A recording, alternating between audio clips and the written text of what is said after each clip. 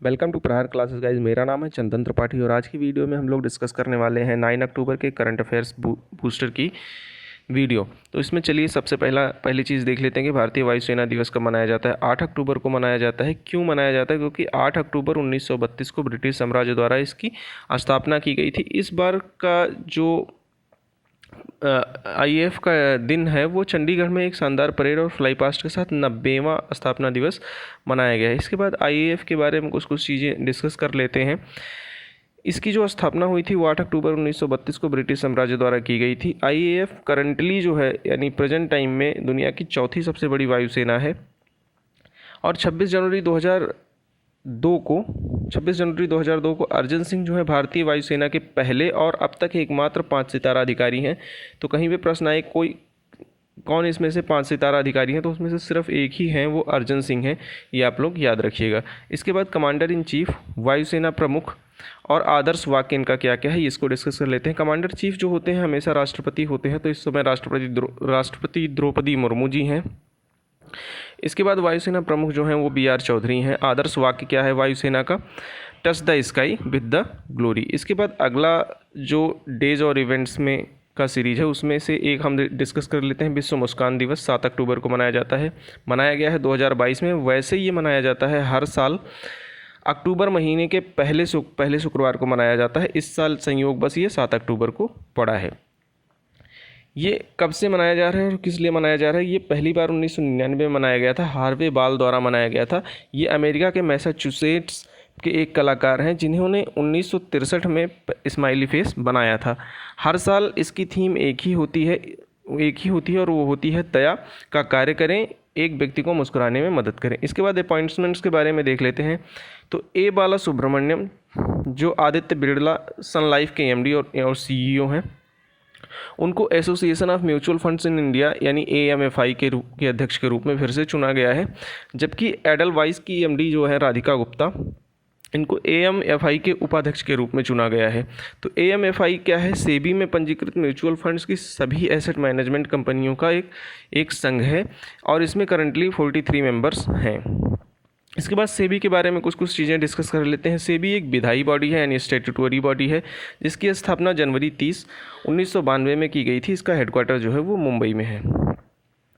इसके बाद एक स्पोर्ट वाला सेक्शन जो होता है उसमें न्यूज़ है कि इस बार मलखंभ जो है वो 36वें राष्ट्रीय खेलों में शुरू हुआ। मलखंभ क्या है? एक तरीके का जिम्नास्टिक होता है।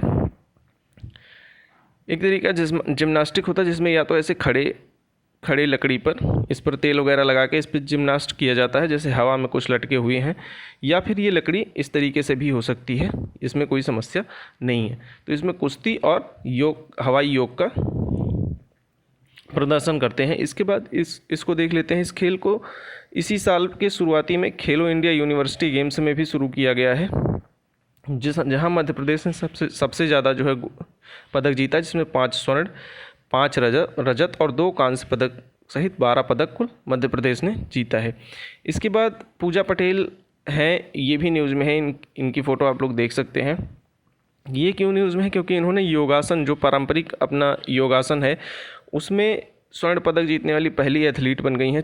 कहाँ जीती हैं? 36वें राष्ट्रीय खेलों में गुजरात की पूजा पटेल योगासन में स्वर्ण जीतने वाली पहली एथलीट बन गई हैं। और इन्होंने जो है योगासन 2022 में पहली बार राष्ट्रीय खेलों में खेले गए 5 खेलों में से एक है। जो पारंपरिक अपना योगासन है, ट्रेडिशनल योगासन है, वो 2022 में राष्ट्रीय खेलों में खेला गया 5 में से एक खेल है। ये खेलो इंडिया यूनिवर्सिटी गेम्स में भी शामिल है, जो अपनी तरह का इस बार मतलब पहली बार आयोजित किया गया है। इंडेक्स और रिपोर्ट्स में जो हम डिस्कस करते हैं उसमें पहला जो न्यूज़ है वो ये है कि झारखंड और पश्चिम बंगाल में जो है वो लड़कियों की जो शादियां हैं वो 18 साल और 21 साल के पहले कर दी जा रही है। अब तो 21 साल हो गया है। तो कौन सी रिपोर्ट आई है? केंद्रीय मंत्रालय द्वारा नवीनतम जनसांख्यिकी नमूना सर्वेक्षण आया है, जिसमें झारखंड की बालिकाओं को बहुमत प्राप्त करने से पहले 5.8% तक ऐसी लड़कियां हैं जो बहुमत प्राप्त करने से पहले ही उनका विवाह हो जाता है। और पश्चिम बंगाल में आधी से ज़्यादा महिलाओं की शादी 21 साल की उम्र से पहले कर दी जाती है। तो ये काफ़ी भयावह स्थिति निकल कर आई है। इसके बाद ICC एक बैंक है और ये इन्होंने एक सुविधा शुरू की है स्मार्ट वायर। स्मार्ट वायर क्या है? स्मार्ट वायर नामक एक ऑनलाइन समाधान शुरू करने की घोषणा की है ताकि ग्राहकों को स्विफ्ट आधारित, ये वर्ड आप याद रखिएगा, मैं इसके बारे में भी बताता हूँ, आवक प्रेषण को तेज और परेशानी मुक्त से प्रबंधित करने के लिए मदद मिलेगी। स्विफ्ट क्या है? स्विफ्ट SWIFT है। स्विफ्ट का मतलब होता है एक तरीके का ये एप्लीकेशन है जो बैंकिंग की दुनिया में काम करता है। ये व्हाट्सएप की तरह एप्लीकेशन होता है जिस पे जितने भी बैंक के लेन देन हैं वो हर बैंक का, यानी SBI का, ICICI का और अन्य बैंक का, सबका लिखा होता है। तो मान लीजिए कोई आदमी SBI से लोन लेता है तो इस बात की खबर ICICI को भी रहेगी ताकि ये आदमी लौट के यहाँ से भी लोन ना ले। इसके बाद देख लेते हैं क्यों ये इम्पोर्टेंट है स्मार्ट वायर वाला, क्योंकि ICICI बैंक इस समाधान को पेश करने वाला देश का पहला बैंक बन गया है। इसमें आवक प्रेषण लेन देन और NRI और आवासीय ग्राहकों दोनों का आवक प्रेषण लेन देन दर्ज होगा। इसके बाद 7वें नंबर का जो क्वेश्चन है वो है अखिल भारतीय आयुर्वेद संस्थान। ये भी न्यूज़ में था क्योंकि इन्होंने जापान के साथ अभी कुछ समझौता किया है जो इम्पॉर्टेंट नहीं है, सिर्फ यही इम्पॉर्टेंट है, इस वजह से मैं इसको लेकर आया हूँ। ये कहाँ पर है? अखिल भारतीय आयुर्वेद संस्थान नई दिल्ली में है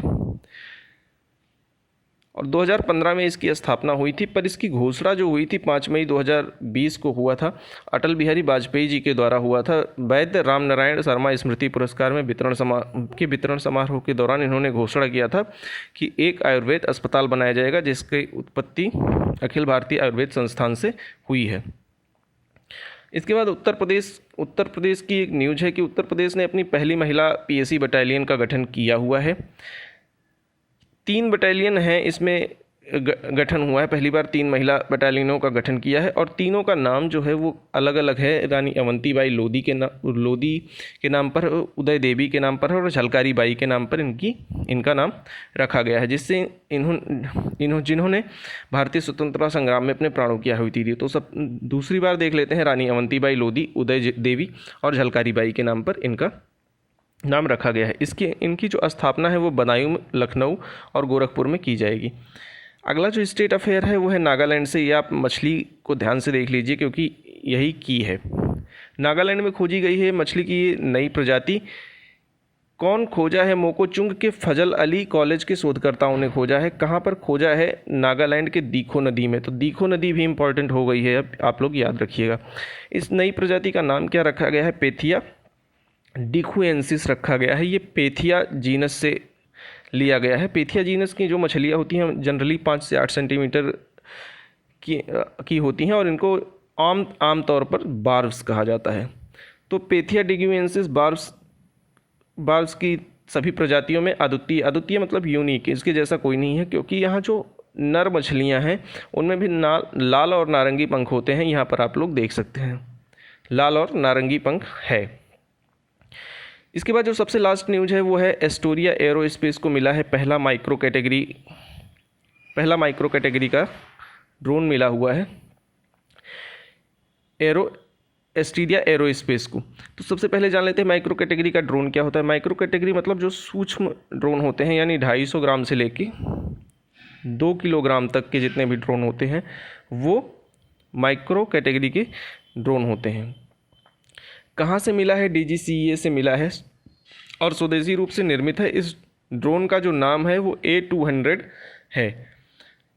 बस इसमें इतना ही इम्पॉर्टेंट है। बाकी चीज़ों के लिए यहाँ कहाँ कहाँ यूज हो सकता है, जैसे कृषि में यूज हो सकता है, निर्माण में यूज हो सकता है, अन्य उद्योगों में यूज हो सकता है। दोस्तों, जितने साइंस और टेक की चीज़ें होती हैं ना जो करंट में चल रही हैं, उनका उपयोग लगभग हर जगह पर किया जा सकता है। ये भी आप लोग याद रखिएगा।